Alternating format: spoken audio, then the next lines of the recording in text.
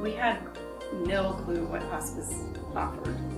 When he did take a turn, we leaned towards hospice of the North Coast because they had the Pacifica House, which was not like anyone else. And within 2 hours, they had a representative out, explained everything, really calmed us, and it was wonderful. The very next day, they had my dad moved from the hospital into our home.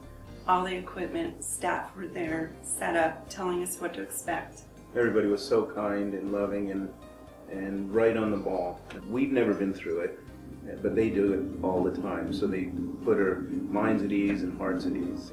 It was nice to know that, hey, on hospice they can extend it if need be. And that was really put our minds at ease. We were helped through counselors here, and they still call to this day. It's been a little over 4 months. Like, if you need us, we're here. We don't want to overwhelm you, but just know we're here. It feels like they really, truly are friends and caring. Mm-hmm. The nicest thing about Hospice of the North Coast was the fact that they had the Pacifica House. Mm-hmm. Pacifica House is a beautiful house in Carlsbad that is specifically designed for end-of-life care. And so what was so nice about that is the last day that Hal was alive, Maggie, she knew, hey, it's time to go to Pacifica House. Our nurse Maggie. And so when we moved him to Pacifica House, it was such a kindness and a blessing because we got there, they were loving and just like you were family.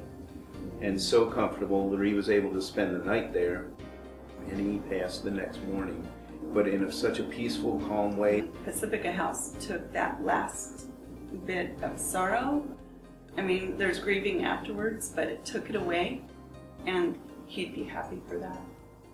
One of my dad's concerns was that he would not be a burden to us, so we had to struggle with whether, put him in a nursing home or keep him at our home. And he loved his puppies and he loves us, and we had an extra room, so we brought him in. And yeah, there were challenges, but it was not a burden. But that last night, we were so thankful to have Pacifica House. He was at peace there. I was able to be with him. Our friends all came the next morning. He would have really liked that. We'd recommend Hospice of the North Coast to anybody. Everybody was so kind and loving. Maggie, can't say enough, the nurse that came out. She even came out when she had jury duty. After jury duty, she came by just to check on Hal. And Lenny, the aide, was incredible, kind. She even came to his memorial service. Yeah. It's like these people that were strangers taking care of such an intimate thing as health care that we dealt with. And then they become dear friends. It's just like, I'll love them forever.